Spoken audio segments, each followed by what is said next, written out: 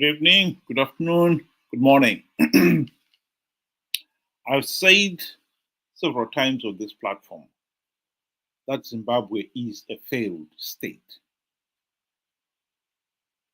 It is true. Zimbabwe is a failed state. The country's economy is in total ruins. Our political system is in paralysis. Millions of our people are living in abject poverty. The system is not sustainable. The situation is not sustainable. We need change.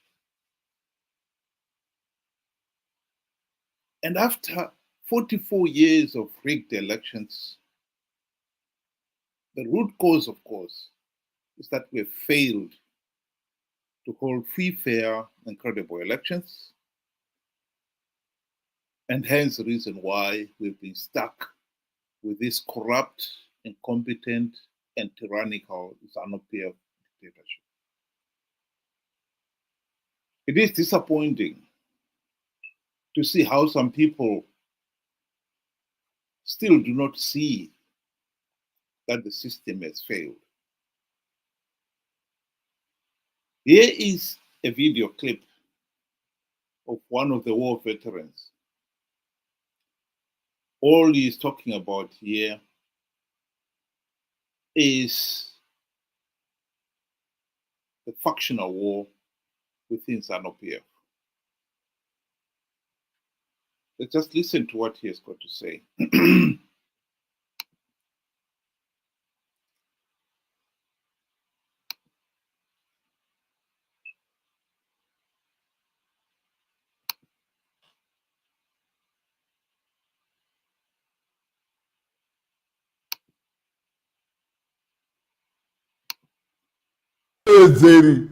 Right?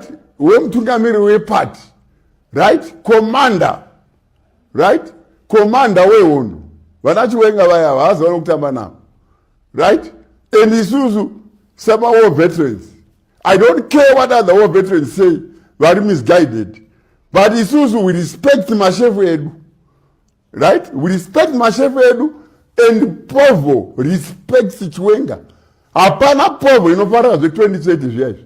Hapana more veteran anofarira zvema2030 kunze kwe a few misguided ones. Oh, this is interesting. We have got somebody here. We know that Zanu PF is going through its usual factional wars. This is not the first time that we've seen factions in Zanu PF emerge. This is a common thing in Zanu PF. This is just the latest. And this latest faction war has got two camps. The so-called ED2030 or ED2030 has got its followers who are fighting that Mnangagwa should remain as party leader in the 2028 elections. And the opposing faction supports VP Chiwenga. They want him to be the Zanu PF presidential candidate for 2028. This is a factional war. Many people have made the mistake of letting themselves be robbed in one of these Zanu PF factional war.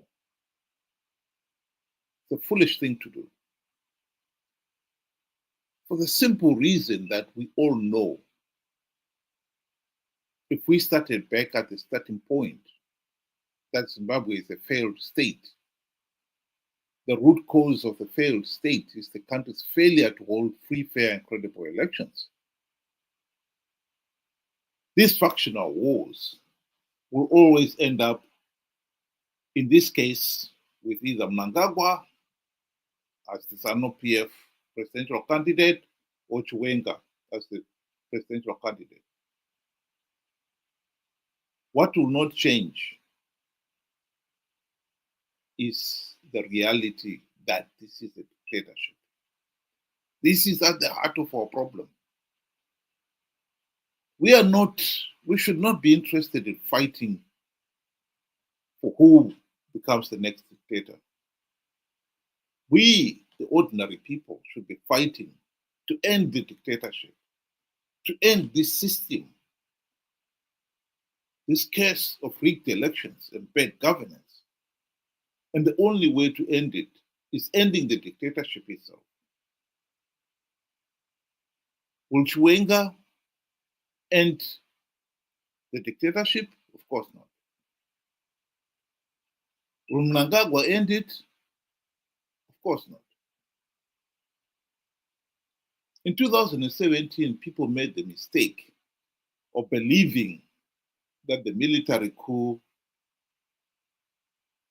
was more than removing Mugabe. It was going to introduce democracy. But we quickly learned that that was just a musical chair to remove one dictator, only to replace him with another dictator. And now we're going through another phase where within the party they're fighting with one faction wanting one dictator, the other faction wanting another. What we must denounce, and must denounce very loudly, is what our friend here, Blessing Geza, a war veteran, a Central Committee member of Zanu PF, is trying to insinuate, that the ordinary people support Chiwenga. Why would we support another dictator? Why would we be interested in siding with one dictator as contrast to another? This is as foolish as a goat trying to side with either one hyena or the other, when he knows that at the end of the day, whichever hyena wins, it's likely to feast on him. We want to end the Zanu PF dictatorship. We are not interested in which one should be the next dictator. So get this out of your head, that the ordinary Zimbabwean out there supports Chiwenga, or those in the so-called ED2030 support Mnangagwa. The ordinary Zimbabwean who has a meaningful say and can think freely will have nothing to do with this choice. We want to end the Zanu PF dictatorship. We are not interested in picking one over the other. So it is important that some people, like our friend here, understands that what he's proposing is nothing to do with the ordinary Zimbabwean. The war veterans in Zimbabwe have played their part in creating, sustaining the Zanu PF dictatorship as we know it. Many of the war veterans have innocent blood of ordinary Zimbabweans post the independence, notably in 2008. Zanu PF has used them to keep the regime in power. And the idea that somehow the people are foolish enough to think that they want a dictatorship or they are interested in exchanging one dictator for another is idiotic, to say the very least. And we've had enough. 44 years of rigged elections and bad governance is a long time. And for somebody to come and talk to us as if he knows what the people want and thinks that they want the dictatorship to continue, clearly shows that here is a village idiot who really has learned nothing, absolutely nothing, in 44 years. Zimbabwe's war of independence was about making sure that all Zimbabweans have a meaningful say in the governance of the country. That is at the heart of it. Did we achieve that? The answer is no. We have had Zanu PF impose this de facto one-party state on the nation, riding roughshod over the people's freedom and fundamental rights, denying them the right to a meaningful vote, denying them even the right to life itself. And how anyone can still argue that that is what we want. Take us belief. Here is somebody who really has no clue what they're talking about. All they care about is power. Please, go ahead and have your own internal fight for power. But don't be so presumptuous to think or to insinuate that the people of Zimbabwe are dying to swap one dictator for another. They're not. I'll just conclude this playing a video in which one of the war veteran leaders admits the war veterans' role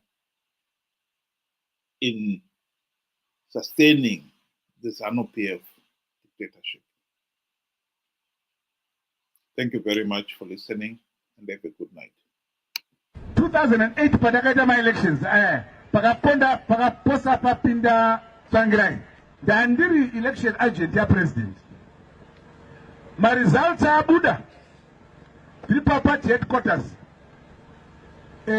vamutasa vanga vari secretary vedu ve-administration vamutasa muripi ndafona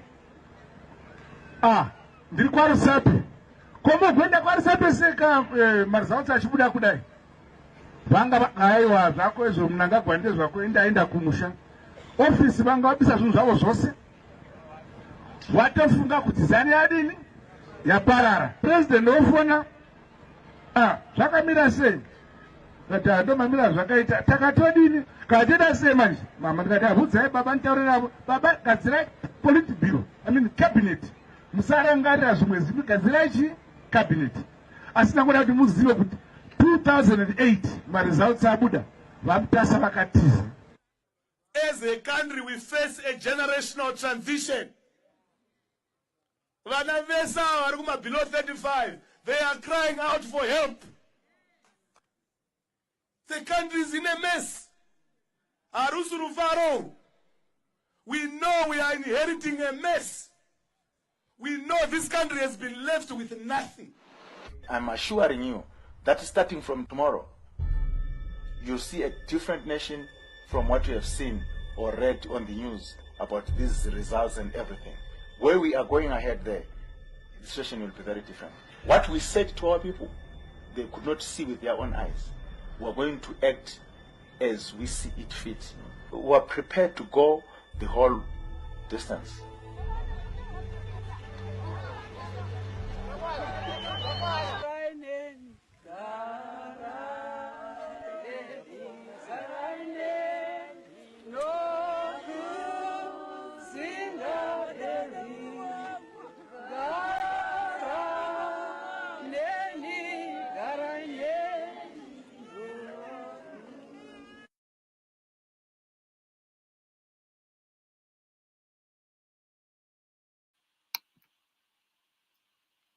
And so to conclude,